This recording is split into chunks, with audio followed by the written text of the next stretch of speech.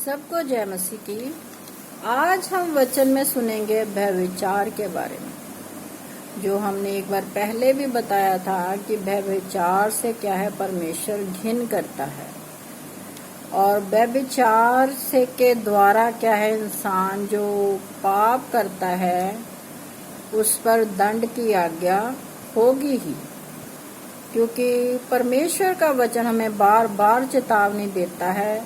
10 हुक्म में भी लिखा हुआ है, और हाँ, आप वैसे भी जानते हैं कि अगर कोई व्यभिचार करेगा तो उसे दुनियावी दंड तो मिलेगा ही, लेकिन क्या है, उसे परमेश्वर भी दंड देगा। तो आइए हम वचन में जानते हैं कि व्यभिचार के बारे में परमेश्वर हमें क्या सिखाते हैं।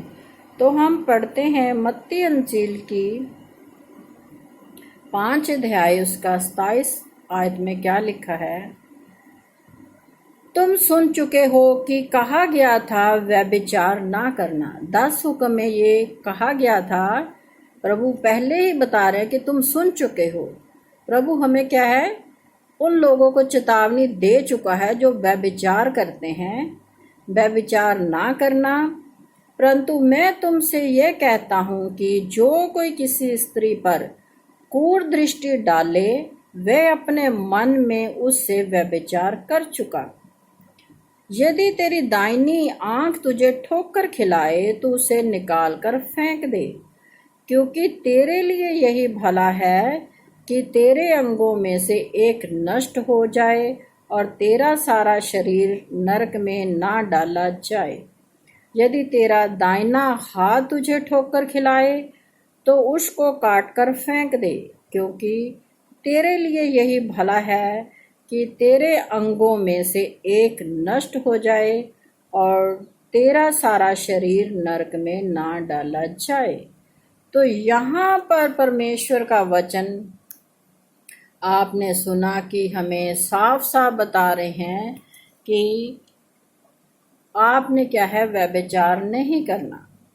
अगर कोई मनुष्य, कोई भाई क्या है, किसी बहन पर यूं ही क्रूर दृष्टि डाले, चाहे वो उसके साथ व्यभिचार ना करे, लेकिन अपने मन में ये सोच ले व्यभिचार के बारे में, तो सोच लो कि उसने क्या है, वो व्यभिचार कर दिया है। कैसे कि अपनी आंख के द्वारा, जैसे हमने पहले भी बताया था कि आंख के देखने से हम पाप करते हैं। तो परमेश्वर ने जब हमारी आंख को कहा कि तू निर्मल रह, शुद्ध रह, तो यहाँ पर यही है कि जो भाई लोग दूसरी स्त्रियों को देखते हैं, उनके मन में गंदे गंदे विचार आ जाते हैं। और बहुत बार आप देखिए कि जो भाई लोग होते हैं वो क्या है, दूसरी औरतों के ऊपर क्या है, अपनी गंदी नज़र रखते हैं, क्रूर दृष्टि रखते हैं, और ये क्या है, बहुत बड़ा पाप है। आज आप संसार में देख रहे हैं कि कितनी छोटी छोटी बच्चियों के साथ भी ये क्या है, व्यवहार किया जाता है।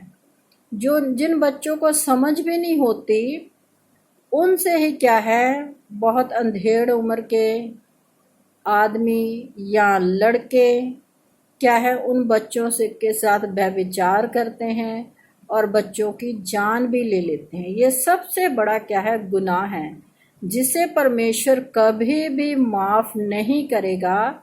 जो इस वचन को सुन रहे हैं वो जान लें कि जब आपने इतना बड़ा गुनाह कर दिया है तो परमेश्वर के आपको दंड देगा ही देगा। आप दुनियावी तौर पर भी दंड भोगेंगे। जब आप पकड़े जाएंगे तो दुनियावी दंड भी आपको मिलेगा।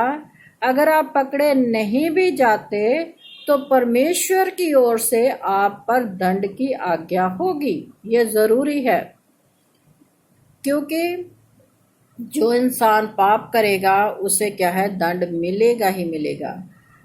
चाहे आप इस संसार से अपने पाप छुपा ले, लेकिन परमेश्वर से कुछ भी छिपा हुआ नहीं है। वो हमारे हर एक के मन की बातों को जानता है, देखता है कि किस इंसान के मन में कौन सी बात चल रही होती है। तो अगर तो आप चाहते हैं कि परमेश्वर हमारे जीवन को दंड में ना बदले, तो आप क्या है, व्यभिचार के बारे में सोचना भी बंद कर दीजिए।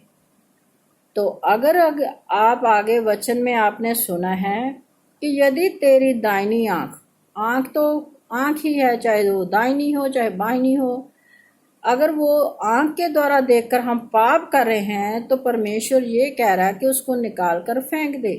ये नहीं कि आप उस आंख को बाहर निकाल कर फेंक दो, आप अंधे हो जाओ। कहने का भाव है कि उस आंख के द्वारा जो आपने मन में अपने गलत विचार रखे हैं, उस गलत विचार को निकाल कर फेंक दो। तो जब आप ऐसा करोगे तब आप पर दंड की आज्ञा नहीं होगी। आप परमेश्वर के आगे जाइए, परमेश्वर के आगे पश्चाताप कीजिए कि मुझसे ये गुनाह हुआ है, मुझसे ये पाप हो गया है। तो जब आप गिड़गिड़ाकर प्रभु से प्रार्थना करेंगे तो प्रभु आपकी प्रार्थना को सुनकर आपको माफ करेगा। लेकिन क्या है, सच्चे हृदय से, ये नहीं कि अपने घर वालों को दिखाने के लिए या अपने आप को झूठी तसल्ली देने के लिए आप ऐसा परमेश्वर के आगे जाकर बोल दें, या परमेश्वर के घर में या किसी भी तरह से। आपको असल में सच में उस पाप को छोड़ना ही पड़ेगा, तब आप वो क्या है, उस दंड से बच सकेंगे। और आगे लिखा हुआ है कि यदि तेरा दाहिना हाथ तुझे ठोकर खिलाए। दाहिने हाथ का मतलब ये है कि हमारे जो भाई बहन होते हैं, कई लोग उनको दाहिना बाइना अपना हाथ भी कहते हैं कि ये मेरा दाहिना हाथ है, बाइना हाथ है, ऐसे बहुत सी बातें करते हैं। अगर आपकी जो दोस्ती है, आपका जो मित्र है, अगर वो कितना भी आपसे प्यार क्यों ना करता हो, अगर आपको वो गलत रास्ते पर ले जा रहा है, तो परमेश्वर का वचन आपको चिता रहा है कि उसका साथ तू छोड़ दे। क्योंकि जो वचन में लिखा हुआ कि जो बुरा इंसान होता है उसके हाथ हमेशा बुराई की तरफ ही बढ़ते हैं, और उसके पांव भी, उसका आंख मतलब सारा शरीर जो बुरे इंसान होते हैं, मन के बुरे होते हैं। अगर आपका कोई मित्र या दोस्त मित्र, कोई फ्रेंड है जो आपको गलत रास्ते पर ले जाने के लिए उकसाता रहता है, तो आपने क्या करना है, उसका साथ छोड़ देना है। चाहे कितना भी वो आपसे प्यार क्यों ना करता हो, आपकी कितनी भी गहरी दोस्ती क्यों ना हो, तो क्या है, जब वो आपके जीवन को नरक में डाल रहा है, परमेश्वर की दंड के लिए आपको तैयार कर रहा है, तो परमेश्वर का वचन कहता है इससे अच्छा है कि तू अकेला रह। अपने उस दाहिने बाइने को छोड़ दे, अपने दाहिने बाइने हाथ को छोड़ दे, ताकि परमेश्वर तुझ पर अपना अनुग्रह प्रकट करे, तुम्हारे गुनाहों को माफ कर दे। क्योंकि वचन में लिखा हुआ है कि अच्छी संगति जो होती है वो बुरे इंसान को भी सुधार देती है। अच्छी संगति कीजिए आप, ताकि जो अगर आपका जो भाई है, जो कोई दोस्त मित्र है, अगर बुरा है तो उसको भी सुधारने की आपके पास शक्ति सामर्थ होनी चाहिए।